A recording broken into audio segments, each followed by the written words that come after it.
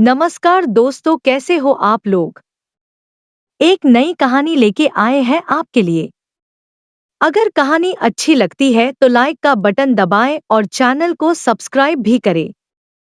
तो चलिए कहानी को शुरू करते हैं। एक बार की बात है, एक छोटे से शहर में एमिली नाम की एक छोटी लड़की रहती थी। एमिली हमेशा चुड़ैलों और राक्षसों की कहानियों से रोमांचित रहती थी जो उसके दादा उसे सुनाया करते थे।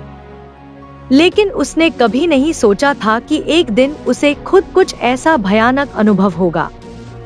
यह एक अंधेरी और तूफानी रात थी और एमिली घर में अकेली थी। उसके माता-पिता एक डिनर पार्टी के लिए बाहर गए थे और देर तक वापस नहीं आए। एमिली ने टीवी देखकर खुद को विचलित करने की कोशिश की, लेकिन बिजली चली गई, जिससे वह पूरी तरह से अंधेरे में चली गई। अचानक उसने अटारी से एक कर्कश आवाज सुनी। वह हमेशा अटारी से डरती थी और इस आवाज ने उसके दिल की धड़कन बढ़ा दी। एमिली ने धीरे धीरे चरमराती सीढ़ियों से अटारी की ओर अपना रास्ता बनाया। जैसे ही उसने दरवाजा खोला, उसने कुछ देखा जिससे उसका खून ठंडा हो गया। कोने में काले कपड़े में एक आकृति खड़ी थी। यह एक चुड़ैल थी, जिसके लंबे उलझे हुए बाल और उसके चेहरे पर एक टेढ़ी मेढ़ी दुष्ट मुस्कान थी।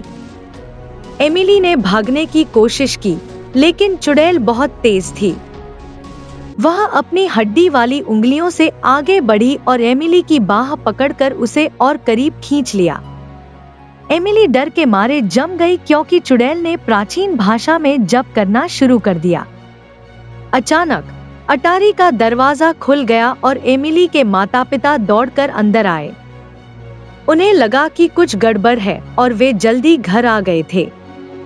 चुड़ैल ने उनका सामना किया, उसकी आंखें गुस्से से चमक उठीं। लेकिन एमिली के माता-पिता साधारण लोग नहीं थे। वे जादू टोने के विशेषज्ञ थे और वे जानते थे कि इस तरह की स्थिति से कैसे निपटा जाए।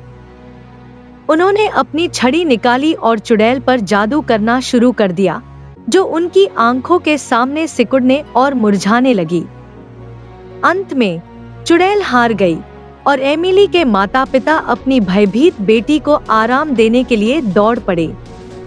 उन्होंने समझाया कि चुड़ैलें और राक्षस असली थे, लेकिन उनमें उन्हें हराने की शक्ति थी।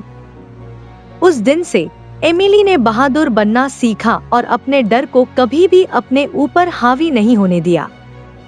और जहां तक जादूटोना की बात है, उसने उस नगर में फिर कभी किसी को परेशान नहीं किया।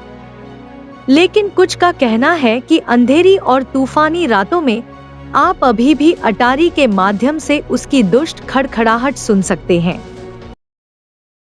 तो बच्चों, कहानी कैसी लगी हमें कमेंट करके जरूर बताएं। साथ ही वीडियो को लाइक करें और चैनल को सब्सक्राइब करें। कहानी देखने के लिए आपका धन्यवाद।